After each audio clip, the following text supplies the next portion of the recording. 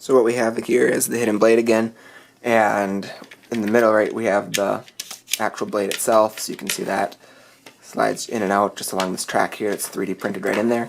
On the sides you can see these little latches, and with the rubber band that I just broke off of it, which I'll attach later, it will, normal position is sitting out like this, so it sits into the towards the thing, and will lock the blade in place here on the catch of the blade, so it's locked into place. And then if you move this slider in and out, it will knock this out so the blade can slide through again. And there's another one on the other side here with the rubber band still attached. So give me a second and I'm going to attach the other one and put the next piece on. But before I do that, I'll quick show you the bottom side of this. So these will come in handy. I'll show you in a second later what they are. The little ends here, they slide back, and they're going to be what slingshots or springs the blade forward and backwards. And I'll show you those in just a second too. As you can see, there's another slider for the top half of the blade here, the little knob that you see in the top there. And then the sides here are going to be what pushes the paddles in. So give me a sec here, I'll be right back.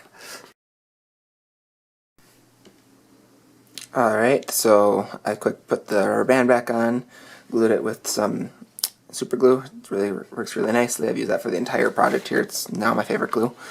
And so here we are with the top half of the piece you saw, and you can see the blade down there a little bit, just the tip of it, and it comes out the hole at the front.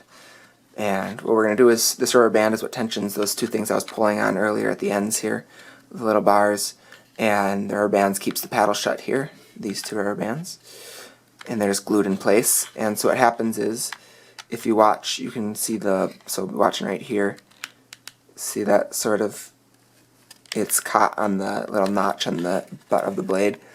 And so as I slowly push forward on this, it's going to launch it forward like you just saw. It happens pretty fast, so it's kind of hard to see.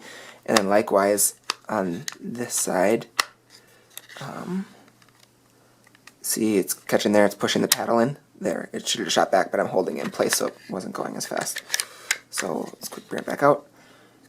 And there, you see that catching there? Well, keep watching the video if you can. It's kind of hard to catch because it happens really fast. And give me a second, I'll put the last piece on, you can see the next part, but before that I'll show you, see one last time. Let's bring the paddle to the front again.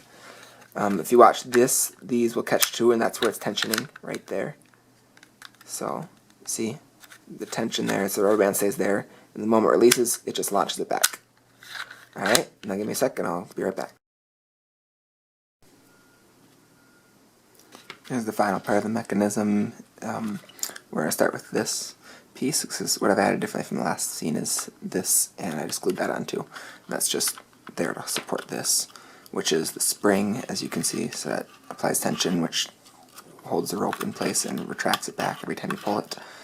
And the rope in turn will pull this wheel, which is kind of, as you can see, S-shaped, so it has hooks here, which there's a little knot on the string. It might help if I pull it out quickly. You can see, and that's what catches in the grooves on the wheel there, and this slides freely. There's just a pin down here which hits the bars that you saw in the last thing, which I should have pointed out because now they're hard to see. Yeah, you're not going to be able to see them. So, best seen through example. There's just a ring attached on the other end. So, let's see. There we go. I'm trying to do it slow, but apparently it's not too easy to do slow. I'm going to do it again with the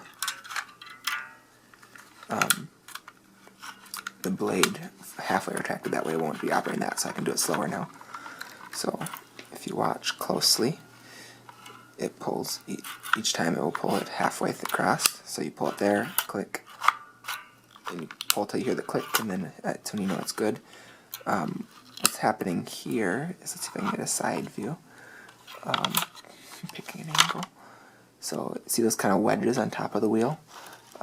Because they turn, it's kind of a little ratcheting action there. As it goes past, it goes up and then catches, and that prevents it from going backwards, so the rope can slide across the other direction without any pull, because originally it was kind of pulling it backwards, then you occasionally get lost there. Now it works pretty flawlessly, and every time you pull it, it turns at 180 degrees, which brings the pin from this position back to this position. So in other words, it just brings us forwards and backwards and forwards and backwards, which is the same actuating movement that we needed to bring the blade into place. So I'm going to quick pull the blade into place, and then we'll be good there. Hold on a sec.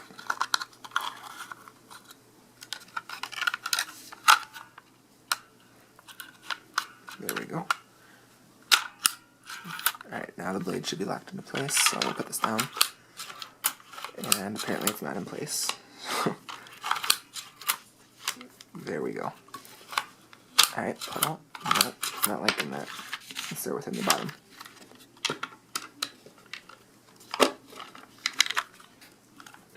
There we go. So, out, in, it's not liking the in right now. Well, I'll show you the final video when it's all working, so.